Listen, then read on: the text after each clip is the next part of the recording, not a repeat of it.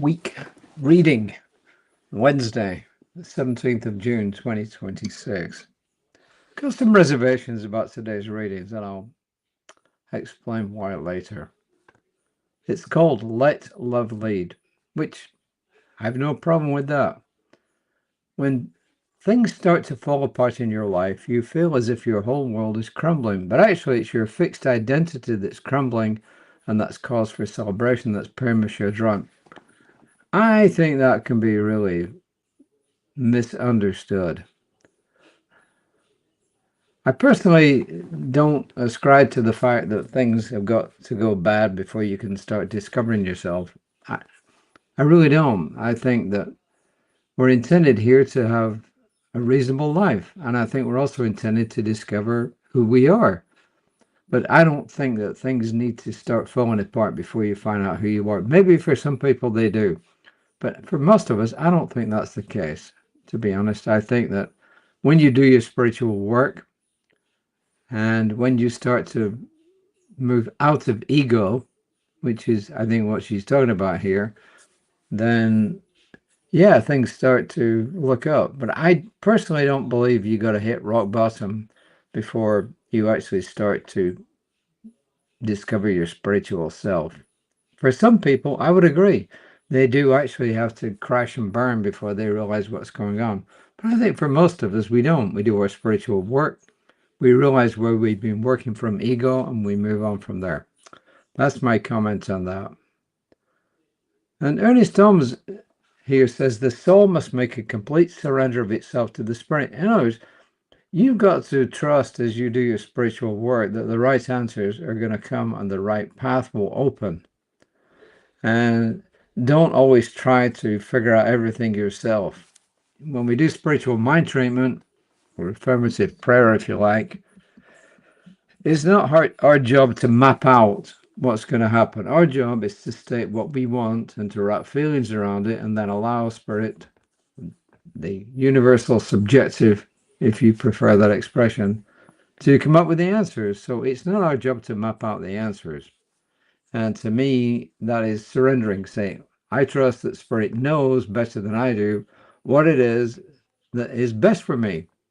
And if what I've asked for is not for my highest good or somebody else's highest good, then spirit will figure out a way to give me what is for my highest good. But I don't think your whole life's got to come apart for that to happen. And I don't think Ernest Holmes believes that either. So that's my 10 cents worth. And surrender has often been misunderstood. Surrender is the conscious letting go into the loving presence that knows us more deeply than we know ourselves. We trust that spirit knows the answers. In spiritual understanding, surrender arises when human will aligns with the divine will. When our hearts whisper, thy love, not mine, love and surrender become inseparable. Love invites us to release resistance, and surrender teaches us that spirit always holds us with infinite care, and I would add, and knows what is for our highest good. When we stop bracing ourselves against life's currents and instead open into the flow of divine love, we discover surrender isn't weakness, but the most profound expression of trust. We trust that spirit knows the answers. And those are my words at the end there. Today, bring awareness to areas you grip too tightly. Where is your replay? Yep, a future you try to control. Yep, a fear you hope will disappear.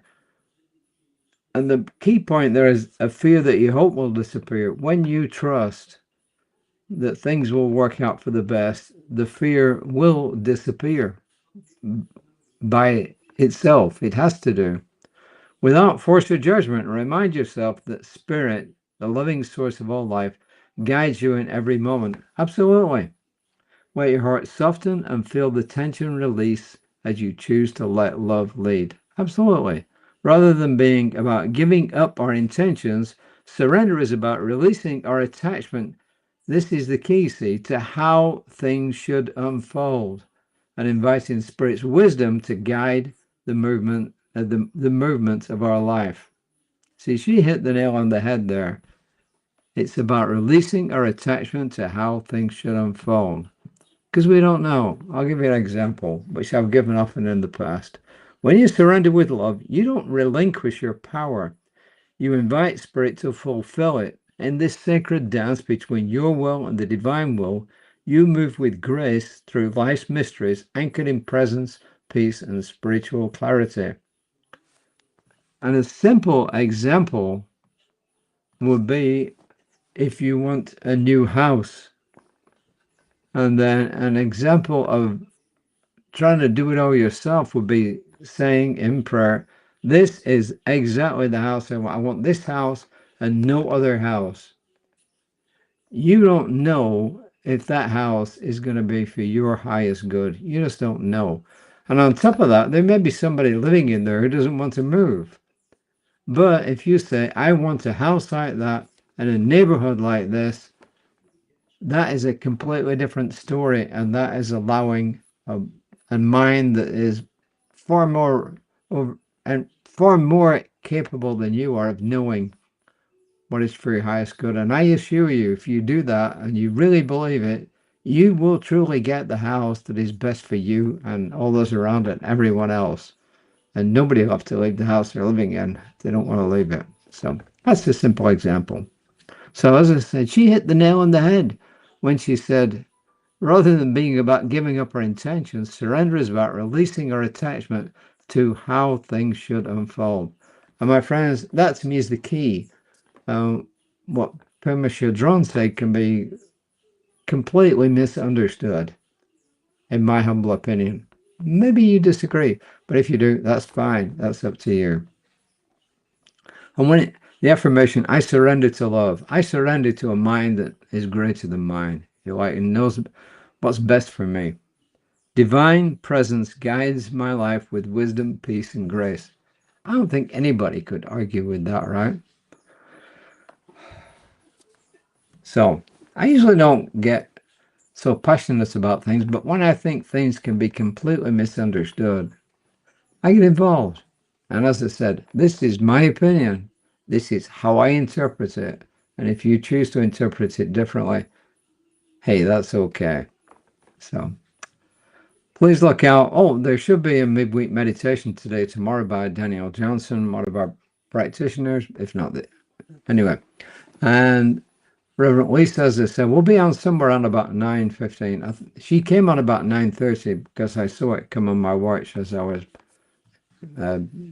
driving along. I just heard it come on my watch. So somewhere in that 9:30 region she'll be on, and somewhere in the 5 o'clock-ish region, like 6 o'clock tonight, 6:15, I'll be back. So until next time, namaste.